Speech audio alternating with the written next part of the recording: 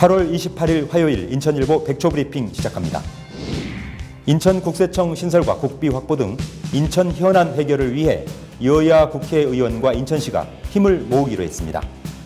민선 7기 박남춘 시장 취임 후 첫 여야정 정책 간담회가 어제 국회에서 열렸습니다.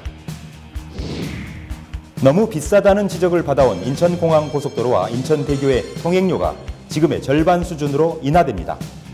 국토교통부가 오는 2022년까지 인천공항고속도로는 2,900원, 인천대교는 1,900원으로 통행료를 낮추기로 했습니다. 세종시로 떠났던 해양경찰청의 인천환원이 속도를 내고 있습니다. 인천해양서와 중부해경청 이전 재배치가 완료됐거나 진행 중이고 본청은 오는 12월 초까지 송도국제도시로 돌아옵니다. 경기도 내 사립학교 과원 교사들이 공립학교로 전직할 수 있는 길이 열릴 전망입니다. 이재정 경기도 교육감은 공립교사로 특별 채용하는 방안도 검토하겠다고 밝혔습니다.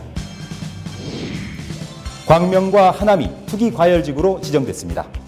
구리와 안양, 동안, 수원, 광교, 택지는 청약 규제를 받는 조정 대상 지역으로 편입됐습니다.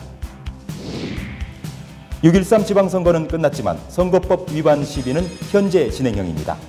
안양에선 이필훈 전 시장이 최대호 현 시장을 허위사실 공표죄로 검찰에 고발했습니다. 이상 인천일보 백초 브리핑이었습니다.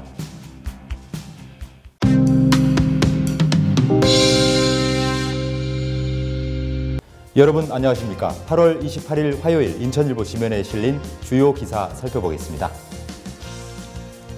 우선 인천판 1면과 3면, 종합면 기사 보시겠습니다.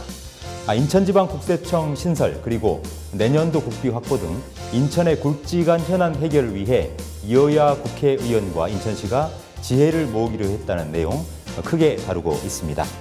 바로 어제였죠. 어제 아침 국회에서 민선 7기 첫 인천 여야정 정책 간담회가 열렸는데요.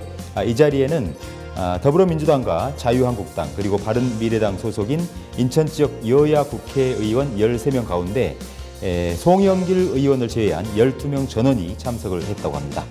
당연히 행사를 주관한 박남춘 인천시장도 참석을 했겠죠. 이날 정책 간담회에서는 인천시가 인천지방국세청 신설을 비롯한 주요 현안 사업 12가지 그리고 인천경제자유구역 컨벤션센터 건립을 비롯한 15개 건의사항에 대해서 국회 차원의 협조를 요청했고요. 이 자리에서 더불어민주당 윤관석 시당위원장 그리고 자유한국당 민경욱 시당위원장 모두 한 목소리로 인천 발전을 위해서는 여와 야가 따로 없다. 우리는 인천당이다. 300만 시민의 행복과 지역 발전을 대변하기 위해 힘과 지혜를 모으자.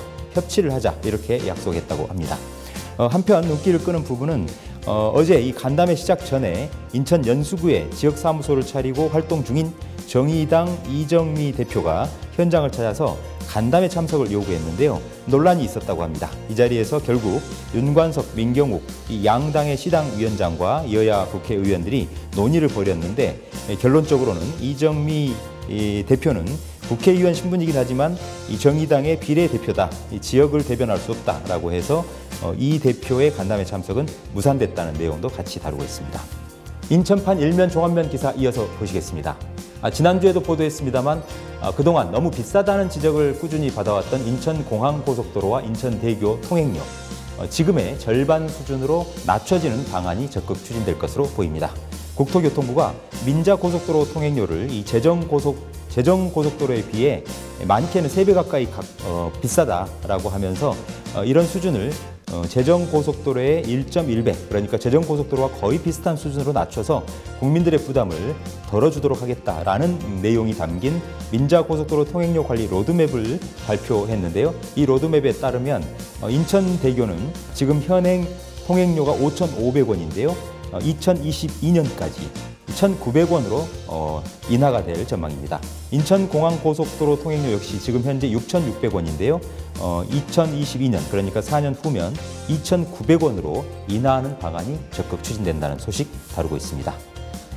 이어서 인천판 19면 사회면 기사 보시겠습니다.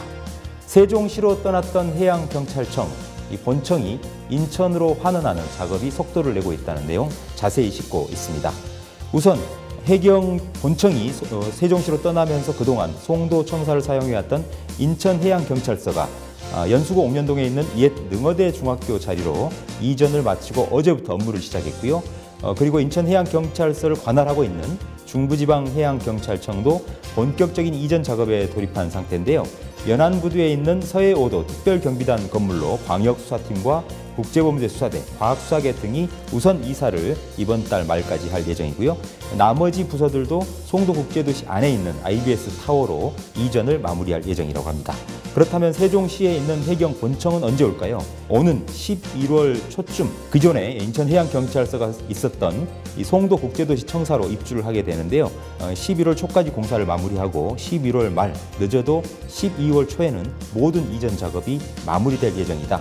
그래서 해경이 온전하게 인천을 본청으로 둔 그런 국가기관으로 역할을 수행할 것이다. 이렇게 전망을 하고 있습니다. 이어서 경기판 일면 종합면 기사 보시겠습니다. 지금 현재 경기도 31개 시군에는 사립학교가 많은데요. 이 사립학교 중에는 과원교사, 그러니까 이유는 많겠습니다만 학생 수가 감소한다 등의 이유로 넘쳐나는 교사들이 있는데요. 이들 교사를 어떻게 수용할 것인가가 초미의 관심사입니다. 공립학교로 사립학교 과원교사들이 전직할 수 있는 그런 길을 열겠다라는 검토 방안을 제시를 했습니다. 이재정 교육감이 어제 이런 내용을 뼈대로 한 출범 2기 비전과 목표, 정책 방향을 담은 청사진을 발표했는데요. 기자간담회에서 이 공립학교로 사립과원 교원들을 파견하는 방안을 검토 중이다라고 말했습니다. 또 신분을 보장하기 위해서는 제도적인 뒷받침도 필요한데 어찌됐든 사립학교 법인간 파견 또는 공립학교로 파견하는 방안들을 마련하고요. 일정 기간이 지나면 이 사립학교 소속 교원들을 이 공립 교원으로 정식 채용하는 특별 채용 방안을 강구해서 아예 공립학교 교사로 전직할 수 있는 방안까지도 적극 검토하겠다 이렇게 설명을 했습니다. 다만 정확한 시행 시기와 시행 방법은 아직 미정이니까요. 조금 더 지켜봐야 될 것 같습니다. 네, 이어서 경기판 이면 종합면입니다. 이 광명시와 하남시가 투기과열지구로 지정됐습니다. 투기과열지구로 지정되면 청약과 대출, 재건축을 비롯한 20개 가까운 규제를 한꺼번에 적용받기 때문에 여러 가지 부동산 움직임이 옴짝달싹할 수 없겠죠. 그만큼 이 부동산 과열이 심각하다라는 게 국토교통부의 판단인 것 같습니다. 그런가 하면 구리시, 안양시 동안구, 수원 광교택지개발지구 이렇게 세 곳도 새롭게 조정 대상 지역으로 편입이 됐는데요. 이로써 전국의 조정 대상 지역은 모두 43곳으로 늘어났다는 내용 비중 있게 다루고 있습니다. 끝으로 경기판 온라인 기사 보시겠습니다. 이필훈 전 안양시장이 최대호 현 안양시장을 검찰에 고발을 했다는 내용 다루고 있는데요. 이필훈 전 시장은 어제 보도자료를 통해서 최대호 현 시장을 공직선거법 위반 혐의로 최근 수원지검 안양지청에 형사 고발했다 이렇게 밝혔는데요. 이필훈 전 시장이 최대호 현 안양시장을 고발한 이 적용 법조는 세월호 당시 이 제주도행 관련해서 허위사실 공표를 하는 등 6.13 지방선거 과정에서 드러났던 최대호 현 시장의 공직선거법 위반죄에 대해서 검찰에 철저한 수사를 촉구하기 위해서 고발을 했다 이렇게 밝혔습니다. 이번 고발 사건은 6.13 지방선거로 불거진 두 후보 진영 간의 갈등이 여전히 마무리가 되지 않고 있다는 것을 잘 보여주는 것인데요. 어떤 결론이 날지 검찰 수사 결과를 함께 지켜보도록 하시죠. 인천일보 주요 기사를 정리해드리는 오늘의 인천일보는 여기까지입니다.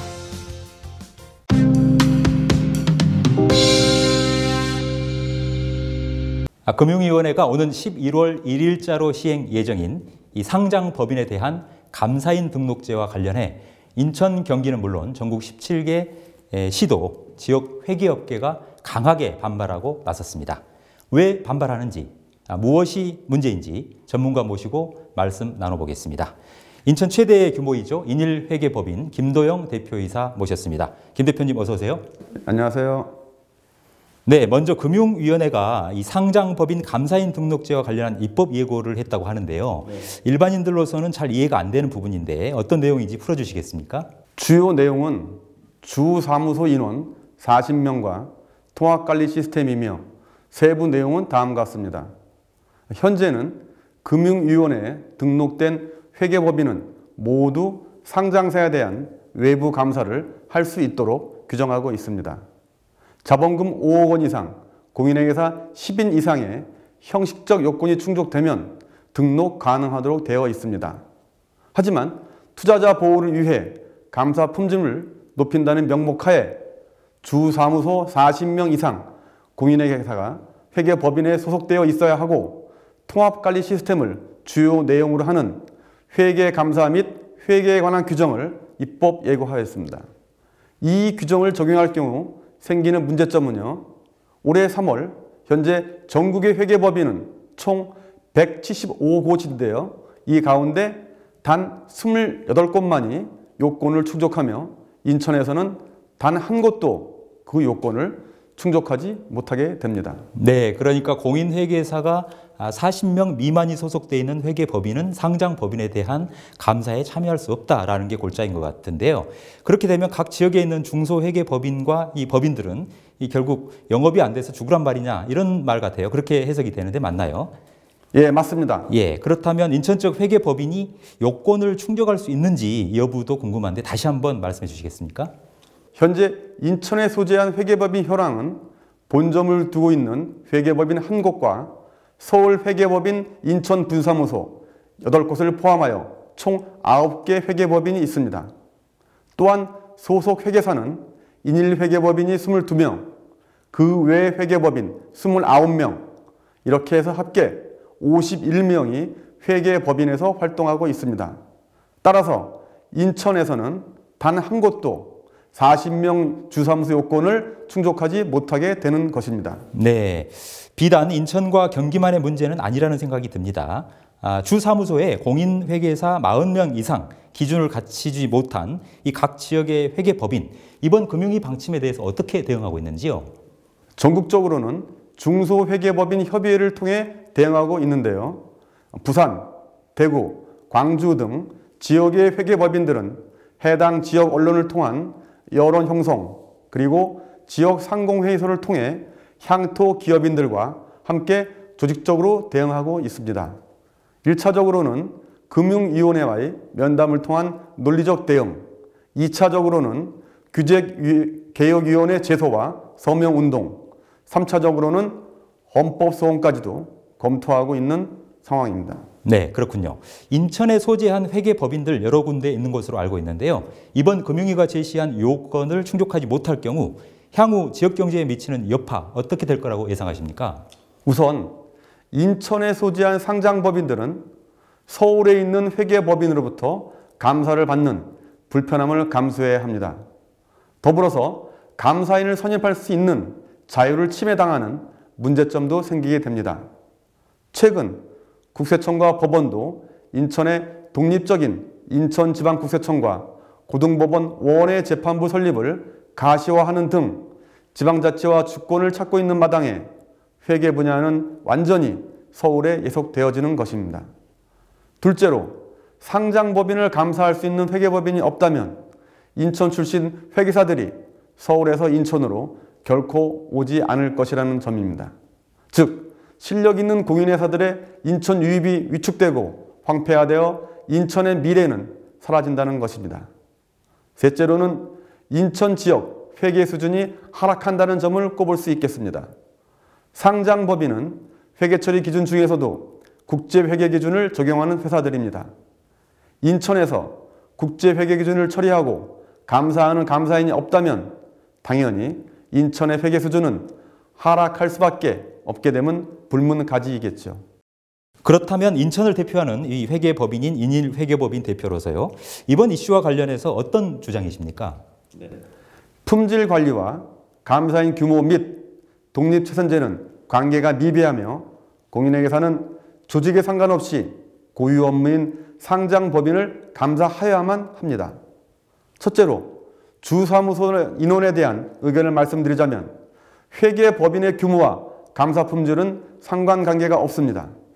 사회적으로 파장을 일으킨 대우조선해양 등 분식회계의 대부분은 대형 회계법인에서 이루어졌으며 감사 품질은 감사인의 경험과 독립성이 주요 원인입니다. 둘째로 통합관리 시스템에 대한 의견은 다음과 같습니다. 금융위원회는 중소회계법인들이 독립채산제이기 때문에 감사 품질이 떨어진다고 판단하고 있습니다. 실제 중소회계법인들은 사업부의 이익만을 추구하는 각자 도생인 독립채선제가 아닌 중요 의사결정을 합의에 의해 결정하는 공동경영 혹은 파트너십 체계인 것입니다. 책임 경영을 근간으로 하는 중소회계법인의 형태와 독립채산제는 무관하며 중소회계법인의 형태가 감사 품질을 저하시키는 요소라고는 판단하지 않습니다. 셋째로는 지역회계법인에 대한 특례 조항을 적용해야 한다고 생각합니다. 지역회계법인은 지역에서 활동하는 회계사의 수가 한정되어 있습니다. 또한 지역에 본점을 둔 상장법인의 경우 상시 감사나 감사 증거를 확보하기 위해서 지역회계법인이 유리한 측면이 있습니다. 지역에 본점을 둔 상장법인의 경우 그 지역 회계법인이 감사할 수 있도록 등록 요건을 차등을 둘 필요가 있습니다. 결론적으로 상장법인에 대한 감사 품질을 높이기 위한 금융위 등록 요건 중 주사무소의 인원 규정과 감사 품질과 관계가 없으며 주사무소의 인원으로 감사 시간 총량을 산출하여 감사 규모나 개수를 제한하는 것은 바람직하다고 생각합니다. 독립채산제가 감사 품질을 저해한다는 주장은 책임 경영을 핵심으로 하는 독립채산제 성격상 납득이 가지 않으며 중소회계법인은 독립채산제가 아닌 공동경영 파트너십 체계입니다. 조금은 늦은 감이 있지만 품질 관리를 위한 처방을 논하지 말고 회계 투명성을 저해하는 원인에 대한 토의가 이루어지길 제안합니다. 네, 회계감사의 투명성을 확보한다는 선한 취지에도 불구하고요. 정작 지역의 중소회계법인들에게 피해를 끼치고 또 지역경제에도 악영향을 미칠 수 있다는 우려, 이런 사실을 비교적 소상하게 알게 된 것 같습니다. 오늘 말씀 고맙습니다. 수고하셨습니다. 금융위의 상장법인 감사인 등록제, 이 문제점은 무엇이고 해법은 무엇인지 이 전문가 모시고 자세히 짚어봤습니다. 도움말 주신 분 인일회계법인 김도영 대표이사였습니다.